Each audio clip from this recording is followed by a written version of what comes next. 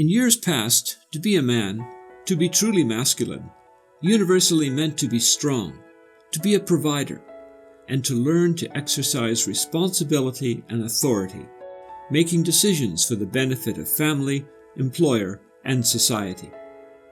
The real man was ideally to be an effective leader, decision-maker, and contributor to family and nation. This is the patriarchy, and under this concept many civilizations developed and flourished, including those that are European-based. In our day, decades of film, TV shows, and other types of propaganda, often supported by governments, have depicted masculinity as negative. Current influence from the radical far left, which likes to portray itself as middle of the road, has given rise to new terminology, ridiculing and demeaning masculinity, using terms like misogyny and toxic masculinity to ferment a social revolution aimed at destroying male attributes and roles. Those who resist are humiliated, bullied, and attempts are made to drive them from the public square, to shame them into becoming submissive, and to affirm a new doctrine of social deconstruction.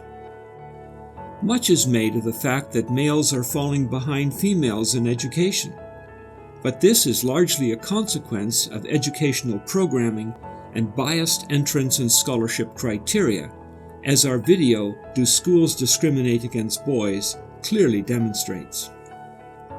School curricula omit, deny, or corrupt true history, and revile the heroes of our cultural heritage, whose skill and will largely built our Western nations, for the benefit of many. The goal is to hide the past, so comparison and analysis cannot be made by contemporary students who will believe whatever they are told. A major reform of the education system is now therefore essential, featuring a rich, fact-based curriculum taught by knowledgeable teachers without the pressure to socially engineer our youth. Boys need examples from history. They need to develop stoicism, physical strength, courage, and the will to speak the truth regardless of the pressure on them to affirm that which is fantasy. Men need to be prepared and trained to work diligently, to seek to improve not only their own personal and family situation, making a good and happy life for their wife and children, but also seeking to contribute to and be a benefit to their employer or their company.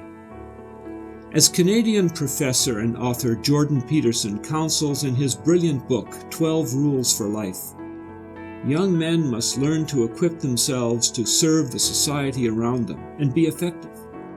They must stand up straight with their shoulders straight, pursue truth, be articulate in speech, assume real responsibilities, and carry them out. There is no need for the young men of today to surrender to the ill-conceived and self-destructive woke agenda. It is time to lead. If you like this video, then please comment, like, and subscribe. And for more content like this, please visit our website at tomorrowsworld.org.